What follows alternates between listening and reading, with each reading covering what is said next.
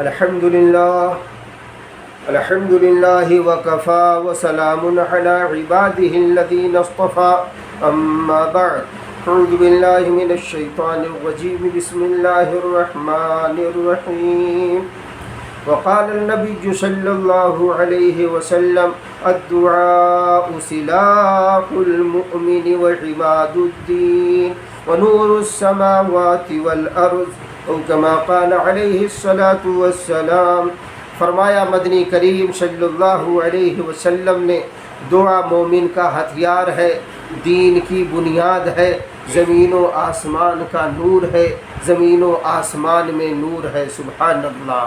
یہ دعا کی اہمیت اور فضیلت بیان کرنے کے لیے یہی حدیث کافی ہے۔ یہ اس لیے حدیث پڑھ کے سنا رہا ہوں تاکہ ہم سب کو مدنی کریم صلی اللہ علیہ وسلم کی بتائی ہوئی باتوں پر، دعا پر یقین آ جائے۔ چونکہ میرے پاس بہت سے مصیبت زدے آتے ہیں، سینکڑوں آتے ہیں، ان میں سے ایسے بھی ہوتے ہیں جو کہتے ہیں پیشاب رک گیا۔ پیشاب رکنے کی تکلیف وہی بندہ بیان کر سکتا ہے جس کا پیشاب رکا ہو۔ اللہ نہ کرے ہمارا، آپ کا یا امت میں کسی کا رکے۔ دوسری پتھری کی شکایت لوگ کرتے ہیں کہ پتھری ہو گئی ہے۔ سنیے ایک روایت، اس کے بعد پھر ہم اس روایت کے بعد پھر ہم دعا بتاتے ہیں آپ کو۔ اس پر عمل کیا جائے، انشاءاللہ دوا سے چھٹکارا مل جائے گا۔ اس مہنگائی کے دور میں اگر کسی کا پیسہ بچ جائے تو پھر کیا ہے، یہ تو بہت بڑی خیر خواہی ہے۔ سنیے، حضرت ابو دردہ رضی اللہ عنہ ایک مشہور صحابی ہیں۔ وہ فرماتے ہیں کہ ایک آدمی ان کے پاس آیا اور اس نے کہا کہ میرے والد کا پیشاب رک گیا ہے۔ حضرت ابو دردہ رضی اللہ عنہ کی خدمت میں ایک شخص آیا اور اس نے کہا میرے والد ماجد کا پیشاب رک گیا ہے اور پیشاب میں پتھری آ چکی ہے۔ معلوم ہوا یہ پتھری کی بیماری بہت پہلے سے ہے، اور بات ہے ہر ڈاکٹر ہر حکیم نہیں پکڑ پاتا تھا، بعد میں مشینریاں ایجاد ہوئی ہیں۔ لیکن یہاں بیان دیکھیے، فرما رہے ہیں کہ میرے والد کا پیشاب رک گیا ہے اور پیشاب میں پتھری آ چکی ہے۔ اس پر حضرت ابو دردہ رضی اللہ عنہ نے ان کو ایک دعا سکھائی جو انہوں نے رسول پاک صلی اللہ علیہ وسلم سے حاصل کی تھی۔ چنانچہ اس آدمی نے یہ دعا پڑھی تو پیشاب جاری ہو گیا۔ اب سن لیجئے ایک دوسرا واقعہ، پھر اس کے بعد دعا بتاتا ہوں۔ حضرت ابو دردہ رضی اللہ عنہ کی خدمت میں عراق کے دو شخص کسی آدمی کے حبس سے بول یعنی پیشاب کی شکایت لے کر آئے۔ حضرت ابو دردہ رضی اللہ عنہ نے بطور علاج فرمایا کہ میں نے رسول اللہ صلی اللہ علیہ وسلم سے سنا ہے جس کسی کو یا اس کے بھائی کو یہ پیشاب کی شکایت ہو تو اسے چاہیے کہ یہ دعا پڑھے۔ ان حضرات نے یہ دعا پڑھی تو ان کا کام بن گیا، یعنی رکا ہوا پیشاب جاری ہو گیا۔ اب وہ دعا غور سے سن لیں اور اسے یاد کریں اور کلپ کے ذریعہ سے ان دعاؤں کو نوٹ فرما لیں۔ کسی پڑھے لکھے سے، انجانے سے نہیں، جو عربی جانتا ہو سمجھتا ہو، یہ نہیں کہ بس تھوڑا بہت جاننے والا اور دعائیں بس الٹ پلٹ کے رکھ دے، ایسا نہیں، پھر ترجمہ بھی بدلیں گے تو آپ سمجھیے گا اس کو۔ سنیے دعا،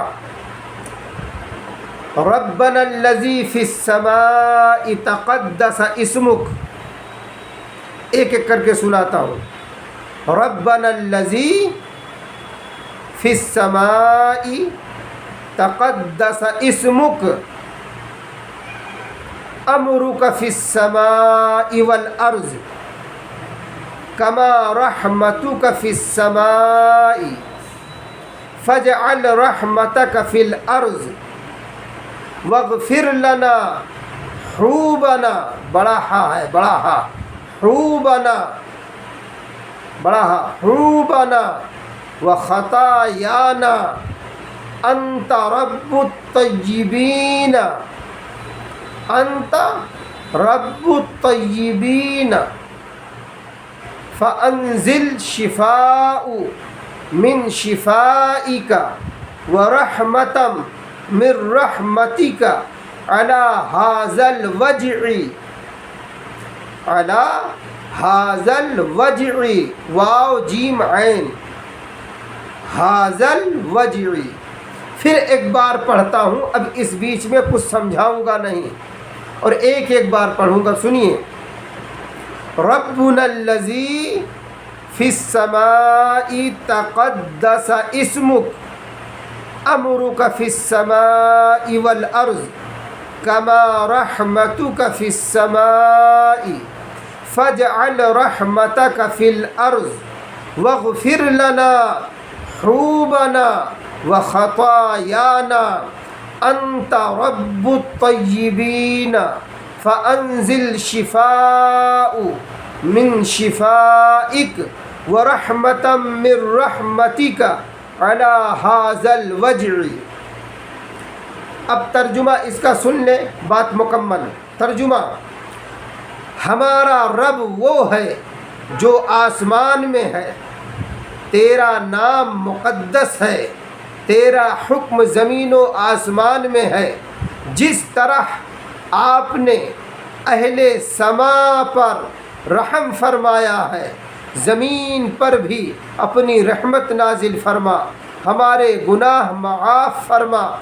آپ ہی پاکیزہ ہستیوں کے رب ہیں، اپنے خزانہ شفا میں سے شفا اور اپنے ذخیرہ رحمت میں سے رحمت اس بیماری پر نازل فرما۔ اب ایک طریقہ صاحب مصنف جو سل تعطا کے ہیں، وہ ایک طریقہ لکھ رہے ہیں، میرا طریقہ نہ سمجھیں گے، وہ ایک طریقہ لکھ رہے ہیں، وہ طریقہ سن لیجئے، بات مکمل۔ طریقہ: خود اس دعا کو پڑھتا رہے، یعنی جس کا پیشاب رکا ہے، جس کو پتھری کی شکایت ہے، خود بھی وہ پڑھے۔ اگر پڑھ نہیں سکتا تو آگے فرماتے ہیں، اور اگر خود نہ پڑھ سکے تو کوئی اور پڑھ کر اس پر دم کر دیا کرے، یا کاغذ پر لکھ کر اس کا پانی پلا دے۔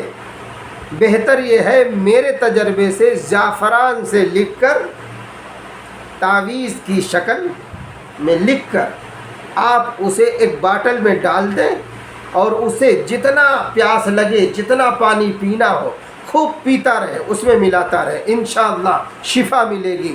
دعا فرمائیے اللہ پاک کہنے سننے سے زیادہ عمل کی توفیق عطا فرمائے۔ جو ایسی بیماری میں مبتلا ہو اسے جلد از جلد اللہ پاک شفائے کاملہ نصیب فرمائے۔ وما علینا الا البلاغ۔